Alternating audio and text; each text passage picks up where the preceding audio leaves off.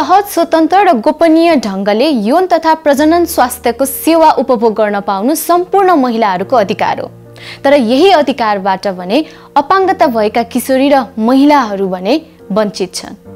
वास्तवमा यौन तथा प्रजनन स्वास्थ्य सेवा प्रदान गर्ने अस्पतालहरू अपाङ्गता मैत्री नभइदिनाले पनि यो किसिमको समस्या या कठिनाइ उत्पन्न भएको हो।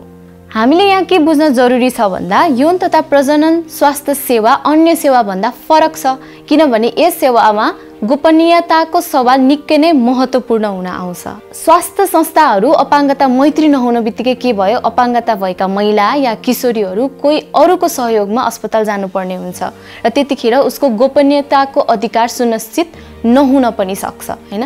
र कतिपय स्वास्थ्य संस्थाका स्वास्थ्य कर्मीहरूमा त अपाङ्गता भएका व्यक्तिहरूसँग सञ्चार गर्ने, सम्पर्क गर्ने सिप पनि नहुन सक्छ।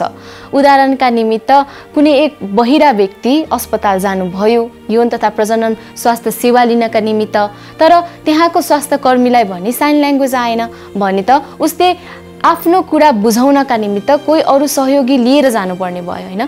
त्यो गर्दा फेरि के हुन आयो, उसको गोपनीयताको फेरि पनि अधिकार हनन हुन सक्ने प्रबल सम्भावना रह्यो। हाम्रो संविधानले व्यक्तिको गोपनीयताको अधिकारलाई उच्च प्राथमिकतामा राखेको छ।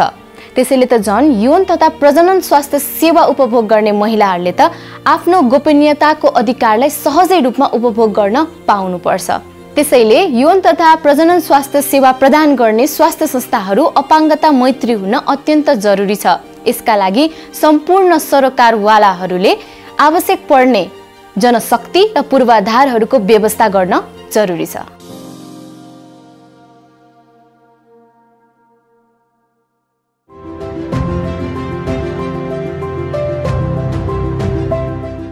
नमस्कार, म बबिता परियार। नमस्कार, म अनमोल राय।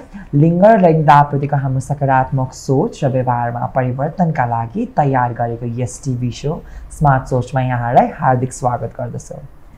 सदा चाहिँ आज पनि हामी हजुरहरू माझ उपस्थित भइसकेका छौँ। हामीसँग विभिन्न व्यक्तित्वहरूसँग कुराहरू गर्छौँ हामी र उहाँहरूले चाहिँ हाम्रो सोच कसरी स्मार्ट बनाउने भनेर उहाँहरूले हामीलाई सल्लाह सुझाव पनि दिइरहनु भएको छ र आज पनि हामीसँग त्यस्तै हाम्रो सोचलाई कसरी स्मार्ट बनाउन सकिन्छ भनेर हामीसँग छलफल गर्नका लागि हाम्रो अतिथि आइसक्नु भएको छ। उहाँ चाहिँ कन्सोर्टियम नेपालको चाहिँ निवर्तमान अध्यक्ष किरण थापा सर चाहिँ हामी माझ उपस्थित भइसक्नु भएको छ। आउनुहोस् उहाँलाई हाम्रो कार्यक्रममा स्वागत गरौँ। स्वागत छ सर। धन्यवाद। नमस्कार। हजुरलाई चाहिँ मैले सहभागिताको विषयमा रहेर चाहिँ कुराकानी गर्न चाहेँ, किनभने यो सहभागिता भनेको बाल अधिकारको एउटा बलियो पिलर पनि रहेको छ र अनि बालिकाको सहभागिता चाहिँ कस्तो हुनुपर्छ जस्तो लाग्छ हजुरको विचारमा? धन्यवाद यो अवसरको लागि सर्वप्रथम यहाँहरूलाई।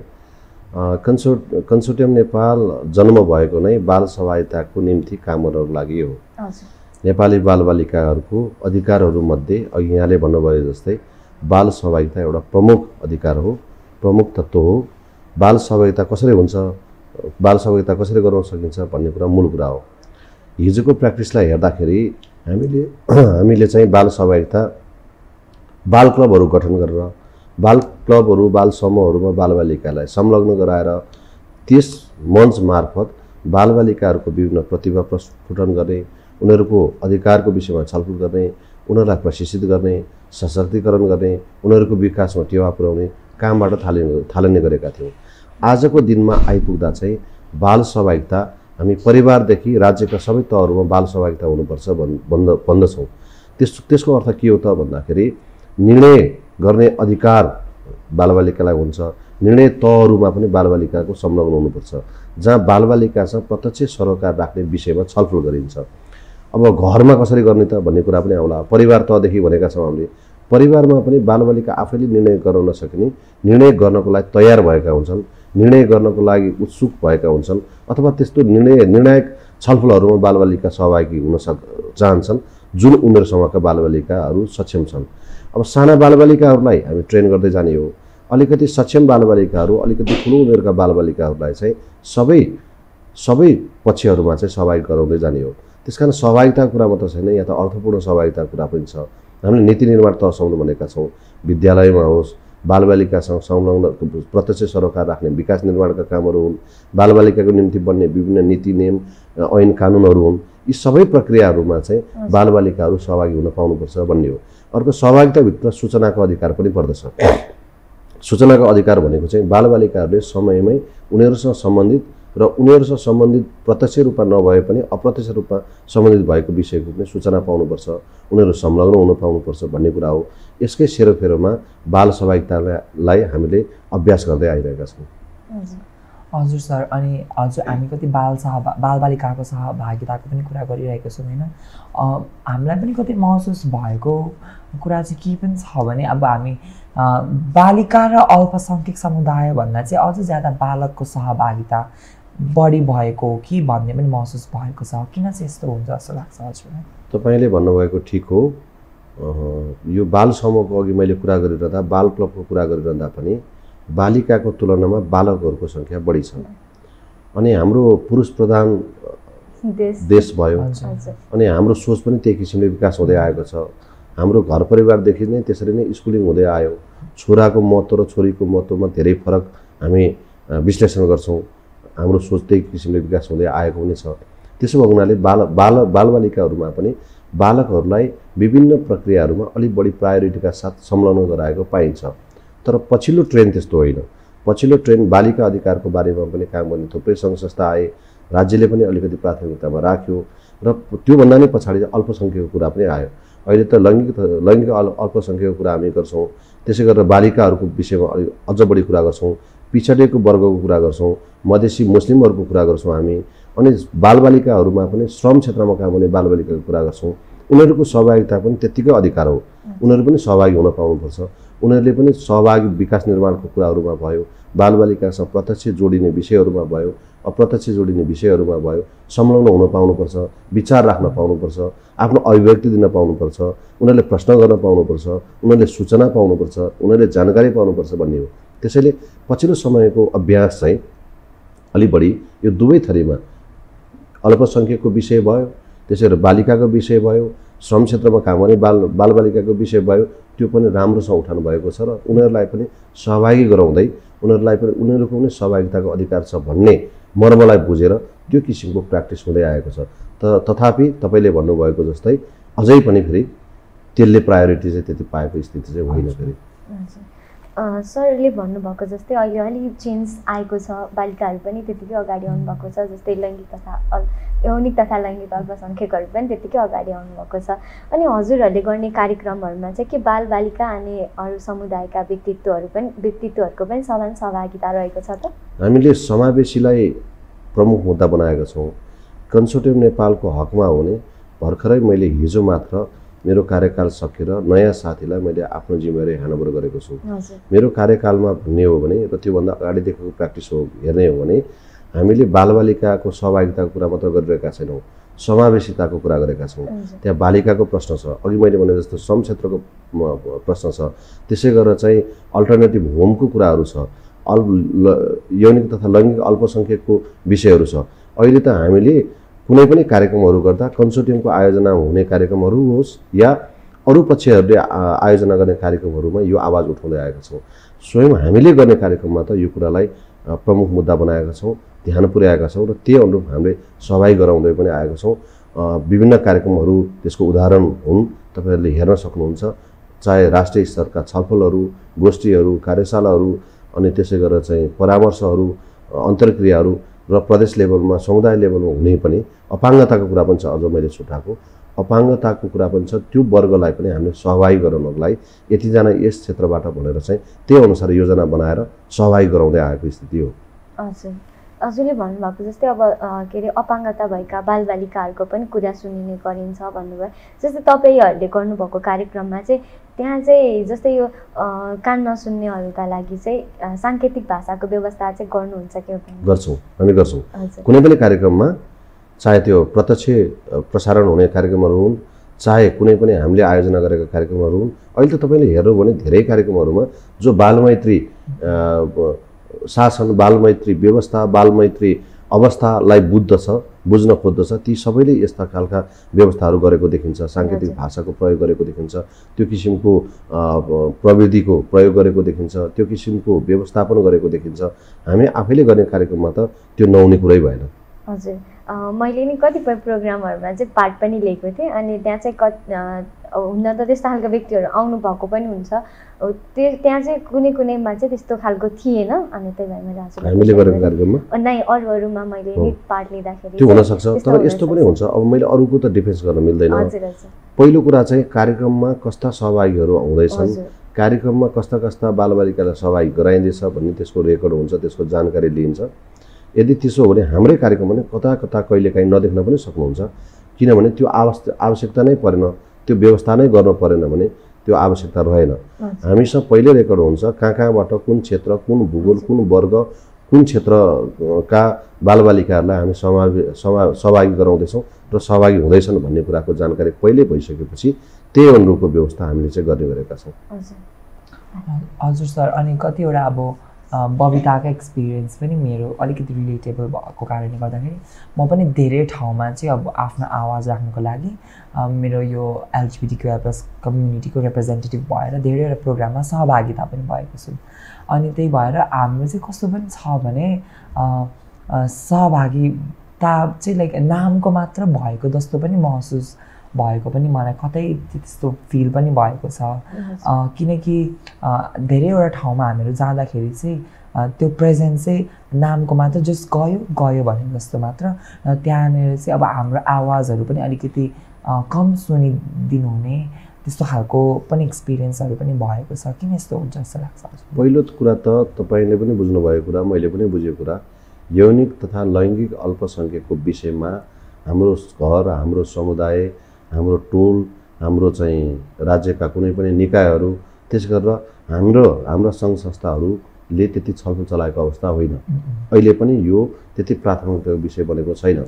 सहरहरूमा केही छलफलहरू हुने गरेका छन् त्यही पनि न्यून एकदमै न्यून छलफलहरू हुने गर्दछन् पहिलो कुरा चाहिँ यौनिक तथा लैङ्गिक अल्पसङ्ख्यकको विषयको ज्ञान नै छैन हैन दोस्रो कुरा स्वीकार्यता छैन समाजले सहजै त्यसलाई स्वीकार गर्दैन अहिलेको अवस्थामा पनि तपाईहरुले लड्नु भयो तपाईहरुले आवाज उठाउनु भयो त्यस कारणले केही बुझेका मान्छेहरुले अधिकारका लागि लडेका मान्छेहरुले मानव अधिकारको बारेमा बुझेका मान्छेहरुले त्यस प्रकारको विषयमा अलिकति ज्ञान राख्दछन् मेरो बुझाइ त्यस्तो छ अन्यथा हाम्रै घर परिवारमा हेरौँ न सुन्न पनि चाहनुहुन्न नि त समुदायमा हेरौँ न यसको छलफल पनि हुन चाहदैन नि त्यस प्रकारका भाइ बहिनी अथवा त्यस प्रकारका व्यक्ति छन् भने उहाँहरूको विषयमा उल्टो कुरा काटिन्छ हैन प्रश्न उठाइन्छ अनि त्यसपछि समाजबाट नै उहाँहरूलाई बहिष्कार गर्ने खालको व्यवहारहरू हुने गर्दछन् त्यसकारण पनि यसले प्राथमिकता नपाएको हो तर तपाईहरुकै मद्दतले अहिले त विभिन्न नीति नियमहरुमा ऐन कानुनहरुमा पनि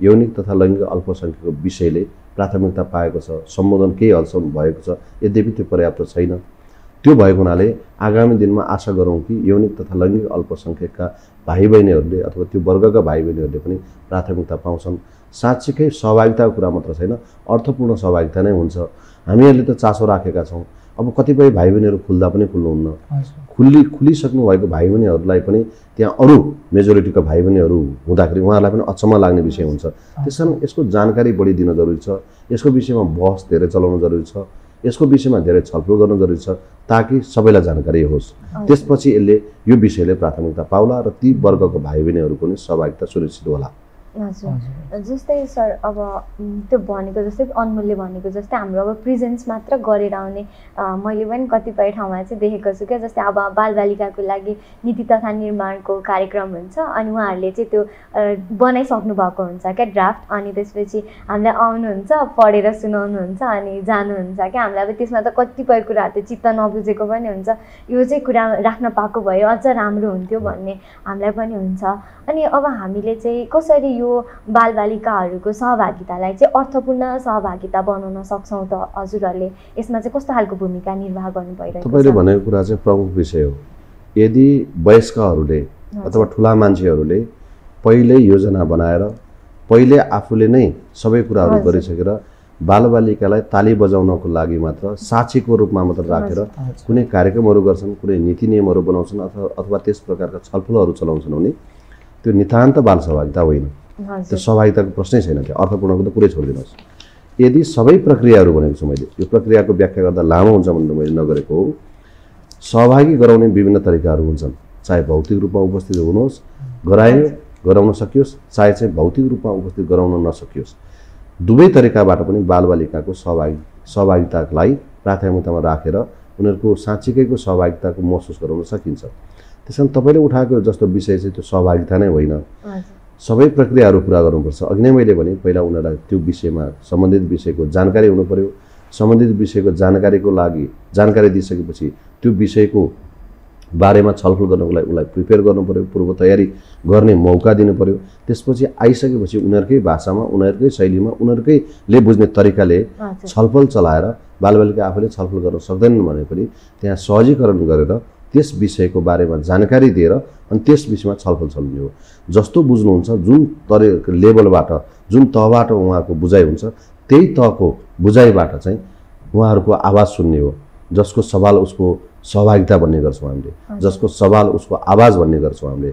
जसको सवाल छ उसैलाई सहभागी गरायो भने, जसको सवाल छ उसको आवाज सुन्नेन भने त्यो कसरी सहभागिता हुन सक्छ। त्यसकारण अहिले पनि हाम्रो भनाइ के हो भने राज्यका निकायहरूमा बन्ने नीति नियम आदि इत्यादि किन नहुन्, सङ्घ संस्थाको सहजीकरणमा बन्ने नीति नियम कानुन अनि त्यसपछि आएर योजना किन नहुन्। यी सबै प्रक्रियाहरूमा चाहिँ बालबालिकाहरूलाई कुन तरिका फरक हुनसक्छ, कुन तरिकाले सहभागी गराउन सकिन्छ, त्यो तरिकाले सहभागी गराएर उनीहरूको अपनत्वको लागि पनि हामीले काम गर्नुपर्छ भनेर हामीले आवाज उठाएका छौँ। उदाहरणको निम्ति जहिले पनि हरेक वर्ष स्थानीय तहहरूले, प्रदेश तहले र सङ्घीय तह तिनै तहको सरकारहरूले चाहिँ योजना बनाउँछन्, बजेट बनाउँछन्। त्यो योजना बनाउने क्रममा, बजेट बनाउने क्रममा बालबालिकासँग जोडेका विषयहरू पनि हुन्छन् त्यहाँ। त्यसो भएको हुनाले चाहिँ उनीहरूसँग जोडेको विषयमा चाहिँ उनीहरूलाई नै संलग्न गराएर छलफल गराउनुपर्छ भनेर हामीले आवाज उठाउने गराएका छौँ। सरकारको र सम्बन्धित पक्षहरूको ध्यानाकर्षण गराउने गरेका छौँ। त्यो लिखित रूपमा ध्यानाकर्षण गराउने गरेका छौँ, अपिल गर्ने गरेका छौँ। कतिपय ठाउँमा हामीले दबाब दिएका छौँ र धेरै ठाउँमा भएको पनि छ र त्यसको मतलब फेरि सबै ठाउँमा भएको छ भन्ने पनि होइन। त्यसैले हाम्रो माग, हाम्रो काम नै त्यसको लागि 22 वर्षदेखि हामी यो बाल सहभागिताको लागि, अर्थपूर्ण बाल सहभागिताको लागि काम गर्दै आइरहेका छौँ, आवाज उठाउँदै आइरहेका छौँ। त्यसै अनुरूप संविधानमा समेत हामीले सम्बोधन गर्न सफल भयौँ। अझै पनि कार्यान्वयनको अवस्था चाहिँ प्रश्न गर्नुपर्ने अवस्था छ। त्यसको लागि चाहिँ हामीले काम गरिरहेका छौँ, आवाज उठाइरहेका छौँ। जस्तै सर होइन, अर्थपूर्ण सहभागिताका लागि चाहिँ अहिले पनि अब कसको चाहिँ अलिक बढी भूमिका हुन्छ भनेर चाहिँ हामी अहिले पनि कन्फ्युज भइरहेका छौँ क्या। कतिपय प्रोग्रामहरूमा जाँदाखेरि चाहिँ बालबालिका आफै पनि नबोल्ने त्यस्तो पनि हुनुहुन्छ। जब उहाँले आफ्नो कुरा राख्नुहुन्छ तब त्यो त अर्थपूर्ण हुन्छ नि। अनि त्यसमा चाहिँ अब हामीले विशेष गरी चाहिँ बालबालिका नै सचेत हुनुपर्ने हो कि जनप्रतिनिधिहरू नै सचेत हुनुपर्ने हो कि जस्तै हाम्रो यो नागरिक समाजहरू हुनुहुन्छ उहाँहरूले नै हामीलाई अझ एक्टिभ बनाउने हो कि यसमा चाहिँ कसको भूमिका चाहिँ बढी हुन्छ जस्तो लाग्छ? सबैको भूमिका त्यत्तिकै बराबर हुन्छ। सबभन्दा बढी भूमिका चाहिँ वयस्कहरूको हुन्छ, बालबालिकाको होइन। बालबालिकाहरूले बुझ्नु भएको हुन्न त्यो विषयमा। बुझाउने जिम्मा वयस्कहरूको हो। बुझाउने जिम्मेवारी चाहिँ ठुला मान्छेहरूको। ठुला मान्छे भनेको पदले ठुलो भनेको होइन, उमेरले ठुलो भनेको मैले। त्यसकारण बालबालिकाहरूले जानकारी नहुने, बालबालिकाहरूलाई त्यस प्रकारको ज्ञान नहुने, बालबालिकाहरूले त्यस प्रकारको सोच विचार गर्न नसक्ने अवस्थाका बालबालिका नै हुन्छन्। त्यसैले उहाँहरूले बुझ्ने भाषामा, बुझ्ने तरिकाले हामीले बुझाउन सक्नुपर्दछ। अब सहभागितासँग जोडेर यदि तपाईँले यो प्रश्न सोध्नुहुन्छ भने चाहिँ अभिभावकको भूमिका हुन्छ, विद्यालयमा शिक्षकको भूमिका हुन्छ, विद्यालय व्यवस्थापन समितिको भूमिका हुन्छ, अनि सरकारी निकायहरूको कुरा गऱ्यौँ भने सरकारी निकायहरूको भूमिका हुन्छ। सरकारी निकायहरूमा मात्र नभइकन जनप्रतिनिधिको भूमिका त्यतिको हुन्छ। जनप्रतिनिधिको मात्र नभइकन विषयगत समितिहरू हुन्छ, विभिन्न शिक्षासँग जोडेका, बाल सहभागितासँग जोडेका, बालमैत्री स्थानीय शासनसँग जोडेका, होइन, बाल संरक्षणसँग जोडेका, बाल अधिकारसँग जोडेका समग्र यस्ता विभिन्न समिति उपसमितिहरू हुन्छन्। यस्ता समितिहरूको त्यतिकै भूमिका हुन्छ। अनि जनप्रतिनिधिहरूमा पनि हाम्रो उपमेयर अथवा उपप्रमुखले चाहिँ न्यायिक समितिको पनि काम गर्नुहुन्छ, उहाँको अझ बढी भूमिका हुन्छ। जनप्रतिनिधि त जनताको प्रतिनिधि भएको हुनाले उहाँ त झन् जानकार हुनु पर्यो। बालबालिकाको मुद्दा झन् पहिलो प्राथमिकतामा राख्नु पर्यो। उहाँहरूले सहज बनाइदिनु पर्यो, उहाँहरूलाई संलग्न गराउनु पर्यो, उहाँहरूसँग छलफल चलाउनु पर्यो। अघि नै मैले भनिसकेँ विभिन्न माध्यम हुनसक्छ, विभिन्न तरिका हुनसक्छ। ती तरिका र माध्यमहरू अपनाएर भयो भने बालबालिकालाई संलग्न गराउनु पर्यो, उहाँहरूलाई बुझाउनु पर्यो, उहाँहरूले बुझ्ने भाषामा, बुझ्ने तरिकाले, होइन, जुन तहले बुझ्नुहुन्छ त्यो तहले त्यसको सहजीकरण गर्ने जिम्मा चाहिँ वयस्कको हो।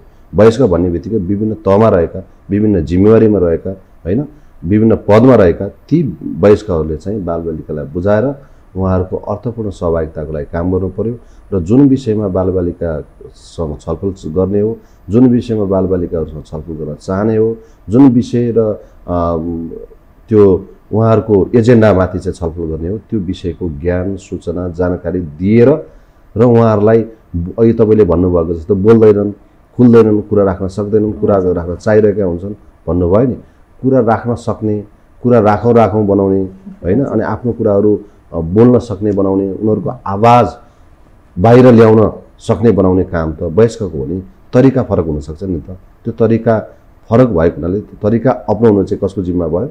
वयस्कको भयो। हजुर सर, अनि अझ हाम्रो अल्पसङ्ख्यक समुदायको आवाजहरू र विशेष अवस्थामा हुनुभएको समुदायको बालबालिकाहरूको आवाजहरू चाहिँ अलिक कम नै छलफल हुन्छ नि त।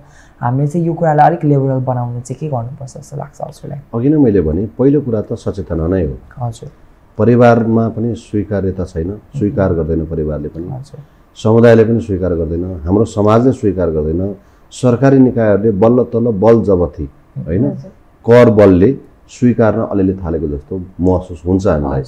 त्यसो भएको हुनाले पहिलो कुरा त सचेतना नै जगाउनु पर्यो। मेरो परिवारभित्र यौनिक तथा अल्पसङ्ख्यक वर्गको कुनै छोरा वा छोरी वा भाइ वा बहिनी भयो, त्यो प्रकृतिको भाइ बहिनीहरू अथवा छोराछोरीहरू जन्मियो, हुर्काइ नै त्यसरी भयो भनेदेखि मेरो परिवारले स्वीकार्नको लागि त पहिला त उसलाई सचेत बनाउनु पर्यो नि, उसलाई यसको विषयमा ज्ञान दिनु पर्यो नि, ऊ पनि मानव हो भन्ने खालको कुराको चाहिँ सन्देश दिनु पर्यो नि। यहाँ त बुझाइ के छ भने मानव भन्ने बित्तिकै छोरा र छोरी मात्र हुन्छ भन्ने छ, अवस्था त त्यस्तो होइन रहेछ नि त। त्यसो भएको हुनाले चाहिँ सचेतना धेरै जोगाउनुपर्छ। परिवारसम्म यस किसिमको ओरिएन्टेसन हुन जरुरी छ, अभिमुखीकरण गर्न जरुरी छ, ताकि यो मेरो छोरा वा छोरी वा नाति वा नातिनी अथवा मेरो परिवारमा जन्मेको एउटा नागरिक हो, एउटा मानव हो, यो पनि मान्छे नै हो भनेर चाहिँ त्यो कुरा बुझ्नको लागि, सहज रूपमा बुझ्नको लागि, बुझेर मात्र भएन, सहज रूपमा लिनको लागि परिवारलाई बुझाउन सक्नु पर्यो, परिवारलाई सचेत बनाउनु पर्यो, परिवार तहमा चाहिँ सचेतना जगाउनु पर्यो। परिवारमा सचेतना जागृत भइसकेपछि त्यसपछि समुदायले स्वतः बुझ्छ। समुदाय सबैले बुझिसकेपछि सबैको लागि स्वीकार्य विषय हुन्छ। यो चाहिँ कसैले बायस गर्ने, बाइकट गर्ने विषय हुँदैन, यसलाई चाहिँ इग्नोर गर्ने विषय हुँदैन यो विषय। त्यसपछि अनि नीति राज्यमा पुग्ने अथवा त्यस प्रकारका सरकारी निकायहरूमा पुग्ने पनि हामी जस्तै मान्छे हो, हाम्रै परिवारका कोही न कोही मान्छेहरू पुग्ने हो। परिवारमै सचेतना छ भने, परिवार नै यो कुरामा जानकार छ भने, उसले नै राम्रोसँग बुझेको छ भने सबै थले बुझ्छ नि। त्यसकारण हामीले सचेतना अलिक बढी जगाउन जरुरी छ। सबैको भूमिका हुनुपर्छ यसको लागि र त्यसै अनुरूप चाहिँ फेरि नीतिहरूमा पनि, कानुनहरूमा पनि, व्यवस्थाहरूमा पनि हुनुपर्छ, ताकि त्यसले गाइड गरोस्। कहिलेकाहीँ नबुझेर अप्ठ्यारो बनाइरहेका छन्, अप्ठ्यारो बनाउन खोज्छन् भनेदेखि चाहिँ त्यो नीति नियममा टेकेर चाहिँ फेरि हामी त्यही अनुसारको उपचार खोज्न पनि सक्दछौँ। हजुरहरूले चाहिँ अब यो के अरे कोभिडको टाइममा, जुन महामारीको टाइममा चाहिँ अनलाइनबाट धेरै प्रोग्रामहरू चलाउनु भएको थियो, तपाईँहरूले त्यो प्रोग्राम चलाउँदाखेरि चाहिँ अनलाइन सेफ्टीलाई चाहिँ कतिको ध्यानमा राखेर चाहिँ प्रोग्राम चलाउनु भएको? हाम्रो त्यसको प्रक्रिया छ। अनलाइनबाट भाइ बहिनीहरू जोडिँदै गर्दा अथवा अनलाइन भर्चुअल्ली हामीले कुनै कार्यक्रमहरू गर्दै गर्छौँ भने पहिलो कुरा त हामीले त्यसको बारेमा पुरा जानकारी दिन्छौँ, त्यसको बारेमा नीति नियमहरू बनाएका हुन्छौँ, परिवारको तर्फबाट अनुमति लिएका हुन्छौँ, कन्सेन्ट लिने भन्छ नि, कन्सेन्ट लिएका हुन्छौँ। जो भाइ बहिनीलाई त्यस प्रकारको कार्यक्रममा अनलाइनबाट जोडेर कार्यक्रमहरू गर्दैछौँ भने पहिला त्यसको बारेमा भाइ बहिनीहरू स्वयंलाई व्यक्तिलाई हामीले त्यसको बारेमा चाहिँ राम्रोसँग जानकारी दिएका हुन्छौँ, त्यसको नियमको बारेमा भनेका हुन्छौँ, के गर्न हुने के गर्न नहुने भनेर। त्यसपछि मात्र उहाँहरू जोडिनुहुन्छ अनि मात्र हाम्रा कार्यक्रमहरू सञ्चालन हुन्छन् र सञ्चालन भइसके पछाडि पनि उहाँहरूलाई हामीले मोनिटरिङ गरिरहेका हुन्छौँ, ताकि उहाँहरू चाहिँ गलत बाटोमा नजानुहोस् अथवा त्यो प्रविधिलाई चाहिँ राम्रोसँग प्रयोग गर्नुहोस् भन्ने हाम्रो ख्याल रहन्छ जहिले पनि। हजुर, अनि जस्तै बालबालिकाहरूमा चाहिँ यो सूचनाको हकको बारेमा चाहिँ अलिक बाहिरै पछाडि नै हुनुहुन्छ क्या, उहाँहरूलाई कतिपय कुराहरू थाहा नै हुँदैन, अनि कतिपय त्यो कार्यक्रमहरू आउँछ बालबालिकाको लागि हो कि होइन भन्ने थाहा नै हुँदैन।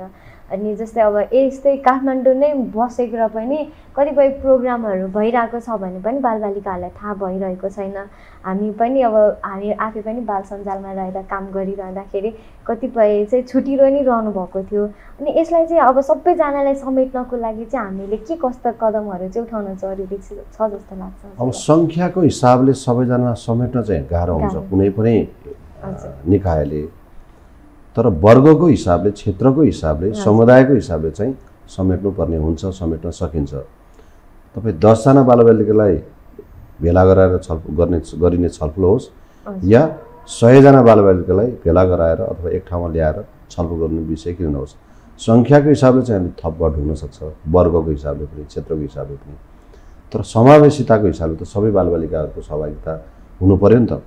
त्यसो भएको हुनाले चाहिँ अहिले सूचनाको कुरा पनि यसमा जोड्नु भएको छ। हो, सूचना बालबालिकाहरूलाई पुगेको छैन, पुगिरहेको अवस्था पनि होइन। बालबालिकासँगै जोडिएका कार्यक्रमहरू, योजनाहरू, अभियानहरू वा उनीहरूको लागि लगानी भइरहेको छ भने त्यो विषयको जानकारी पर्याप्त रूपमा बालबालिकाले पाएका छैनन्। बालबालिका स्वतः आफै सक्रिय छन्, बाल समूहहरूमा छन्, विभिन्न मञ्चहरूमा छन्, विभिन्न कार्यक्रमहरूमा सहभागी भएर चनाखो भइरहेका, सक्रिय भइरहेका बालबालिकाले चाहिँ कता कता थाहा पाएको जस्तो अवस्था छ। नत्र भने बालबालिका स्वयंले थाहा पाउँदैनन् यस्तो विषयहरू। र हाम्रो अभिभावकको, हाम्रो परिवार तहसम्म पनि यो बालबालिकाको लागि पनि योजना बन्छ र बालबालिकाको लागि पनि बजेट विनियोजन गरिन्छ र कि बालबालिकाको लागि पनि कार्यक्रमहरू हुन्छन् र भन्ने सोच छ, त्यतातर्फ ख्यालै छैन। यस प्रकारको स्थिति भएको हुनाले यस अवस्थामा चाहिँ हामीले अलिक बढी काम गर्नुपर्ने अवस्था चाहिँ छ। हजुर सर, अब चाहिँ अघि पनि अब हाम्रो योनि तथा लैङ्गिक अल्पसङ्ख्यक समुदायको बालबालिकाहरूले भोगेको समस्याहरूको बारेमा कुरा पनि गरि नै रहेको थियौँ र कति ठाउँमा अब यो कुराको एडभोकेसी पनि भइ नै रहेको छ। अब चाहिँ हामीले कहिले चाहिँ अब हाम्रो समुदायको बालबालिकाहरू चाहिँ एकदमै फ्रीली एक्सप्रेस भएर बाँचिरहेको देख्नु पाउँछौँ जस्तो लाग्छ हजुरलाई? अब देशै बालमैत्री बन्नुपर्छ भनेर हाम्रो त माग छ होइन। हामी त्यही अनुरूप काम गरिरहेका छौँ, अभियानहरू सञ्चालन गरिरहेका छौँ। हामी नागरिक सङ्घ सङ्गठनले आवाज उठाइरहेको पनि त्यही विषयमा हो।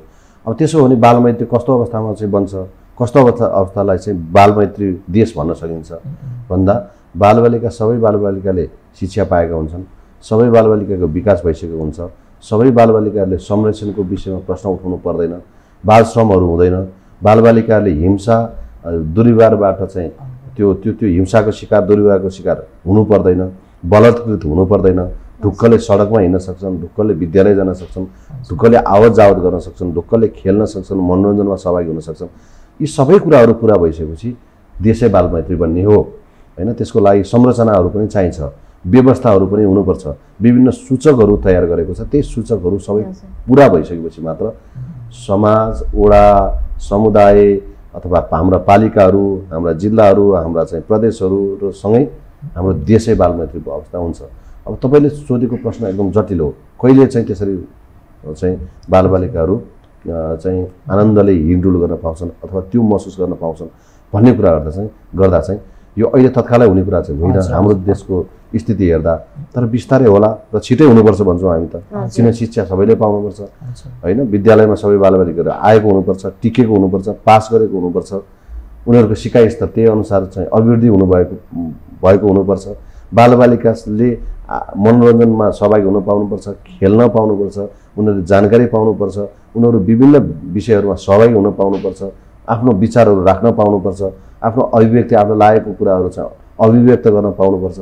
र संरक्षणको सवाल अलिक जटिल सवाल छ, ती सबै संरक्षणको मुद्दामा काम गर्नुपर्ने अवस्था नै नरहेको अवस्था आयो भनेदेखि सबै कुराले सम्पन्न भइसकेपछि नै हुने हो।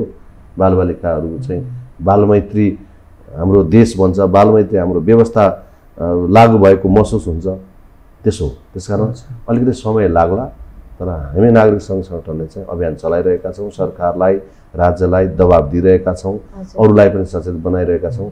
तर हामी त सानो तबका न हो, मुख्य कुरा त राज्य नै हो, सरकार नै हो। हजुर सर, यो अब हजुरले चाहिँ यो संस्थामा रहेर काम गरिरहनु भएको छ, बालबालिकाको सहभागिताको लागि भनेर काम गरिरहनु भएको छ। हामी आफैले पनि सहभागिताको लागि काम गरिरहँदाखेरि चाहिँ बाल क्लबमा बस्नु पाउनु त सबैको सहभागिताको कुरा हो नि, तर कतिपय प्यारेन्ट्सहरूले चाहिँ पठाइदिनुहुन्न क्या, हुँदैन यस्तोमा लागेर के गर्ने भनेर चाहिँ हामीले त्यस्तो खालका समस्याहरू भोगेका थियौँ। तपाईँले पनि यो सहभागिताको जुन विषयमा काम गरिरहँदाखेरि चाहिँ कस्ता कस्ता खालका चुनौती अथवा समस्याहरू भोग्नु परेको थियो? ठिक हो, फेरि यसरी बुझ्नु हुँदैन कि बालबालिकाहरू बाल क्लबमा आउने बित्तिकै बालबालिकाहरू बाल समूहहरूमा आबद्ध हुने बित्तिकै अब बाल सहभागिता चाहिँ पूर्ण भयो, बालबालिकाको सहभागिताको अधिकार चाहिँ पर्याप्त छ भनेर हामीले बुझ्नु हुँदैन। त्यो एउटा इलिमेन्ट त हो नि, एक्ज्याक्टली एउटा इलिमेन्ट मात्र हो, त्यो त एउटा उहाँहरूको लागि मञ्च मात्र हो, एउटा आधार मात्र हो। बालबालिकाहरू बाल क्लबमा नहुने बालबालिकाहरू पनि त थुप्रै हुनुहुन्छ नि। एउटा विद्यालयमा 300 जना बालबालिका छन् भने बाल क्लबमा सहभागी हुने बालबालिका कति होला? 20 जना न होला, 25 जना न होला। बाँकी बालबालिकाको चाहिँ सहभागिताको अधिकार छैन त? छ नि हो। कहाँनिर प्रश्न छ भने तपाईँले भन्नुभएको जस्तै पहिलो कुरा चाहिँ बालबालिकाको सहभागिताको अधिकार पनि हुन्छ र भन्ने सोध्ने छन्, अझै पनि छन्। हाम्रो बुझाइ त्यस प्रकारको छ। त्यसकारण यो नै एउटा आफैमा चुनौती हो हैन। बालबालिकाको सहभागिताको अधिकार हुन्छ, बालबालिकाले सुन्न पाउनुपर्छ, बालबालिकाले बुझ्न पाउनुपर्छ, बालबालिकाले बोल्न पाउनुपर्छ, बालबालिकाले आफै प्रत्यक्ष सहभागी हुन पाउनुपर्छ, निर्णय दिन सक्ने बालबालिकाले निर्णय दिन पाउनुपर्छ भन्ने यावत कुरा गरेका छौँ। यो त मान्छे बिगार्ने कुरा भयो भनेर चाहिँ आलोचना गर्ने, खिसीटिउरी गर्ने मान्छेहरू पनि छन्। ती खालको हाम्रो चाहिँ समूहहरूमा त्यस्ता खालको कुरा पनि हुन्छन्। पहिलो। दोस्रो यो पनि भयो। तेस्रो कुरा तपाईँले भन्नुभएको जस्तै बाल क्लबमा आएपछि त बालबालिका बिग्रिन्छन् नि, घरमा बस्नुपर्छ, अनुशासनमा बस्नुपर्छ। हाम्रो त कस्तो छ बुझायो भने हामीले भनेको ठुलो मान्छेले भनेको ठ्याक्कै मान्नुपर्छ, टेर्नुपर्छ होइन। हाम्रो अन्डरमा, हाम्रो कन्ट्रोलमा, हाम्रो नियन्त्रणमा बालबालिका बस्ने हो। त्यो भयो भने मात्र अनुशासित हुन्छ, नत्र त बालबालिका त अनुशासितै भएन, त्यो बिग्रेको बालबालिका भयो भन्ने खालको हाम्रो बुझाइ छ। त्यसैले चाहिँ बालबालिकाहरू झन् बाल क्लबमा आउनु भनेको चाहिँ त्यो लभ गर्ने थलो भयो कि, त्यो लभ गर्ने थलो, त्यहाँबाट बिग्रिने थलो, त्यहाँबाट कन्ट्याक्ट हुने भयो, झन् त्यहाँबाट विभिन्न अरू कुराहरू सिक्ने भयो, नराम्रो कुराहरू सिक्ने भयो होइन। अनि यो दुर्व्यसनीको कुराहरू सिक्ने भयो। त्यसो भएको हुनाले झन् बालबालिका बिग्रिन्छन्। उनीहरूलाई त त्यस्तो ठाउँमा पठाउने नै होइन, उनीहरू जम्मा भएर त झन् बिग्रिन्छन् भन्ने छ। तर तपाईँलाई सोद्धाखेरि तपाईँले सबभन्दा बढी विश्वास गर्ने मान्छे को हुन्छ त भन्दा आफ्नो साथी हुन्छ हो नि। बालबालिका सोद्धा त्यसो भन्नुहुन्छ, हामीले पनि अनुभूति गरेको कुरा त्यही छ। सबभन्दा बढी विश्वास कसलाई गर्छ? आफ्नो साथीलाई गर्छ। सबभन्दा बढी कुरा सेयरिङ अथवा आफ्नो कुराहरू आदान प्रदान कोसँग गरिरहेको हुन्छ? साथीसँग गरिरहेको हुन्छ। कारण के? उसले सुनिदिन्छ, उसले साथ दिन्छ। अनि हाम्रो अभिभावकले सुन्दैन, हाम्रो परिवारले सुन्दैन, हाम्रो ठुला मान्छेहरूले सुन्दैन, अनि उसलाई किन भन्छ? त्यसैले यस्ता खालका चुनौतीहरू छन्। त्यो चुनौती आउनुको अर्थ चाहिँ बुझाउन नसक्ने नै हो। हामीले बुझाउन नसकेको र केही हिस्साले चाहिँ बुझेर नै बुझ्न चाहेको र केहीले बुझ्नै नचाहेको, यो तिनटै कुरा हो। र बाल क्लबको बारेमा त झन् धेरै प्रश्न गर्नेहरू छन्। त्यो प्रश्नहरू आइरहेको छ, तर हामीले त्यसलाई चिर्दै जानुपर्छ। चिर्ने कोसिस पनि हाम्रो तर्फबाट भइ नै रहेको छ। हजुर सर, अब हामी कार्यक्रमका अन्त्यमा पनि आइसकेको छौँ। हजुर दर्शकहरूलाई के भन्न चाहनुहुन्छ?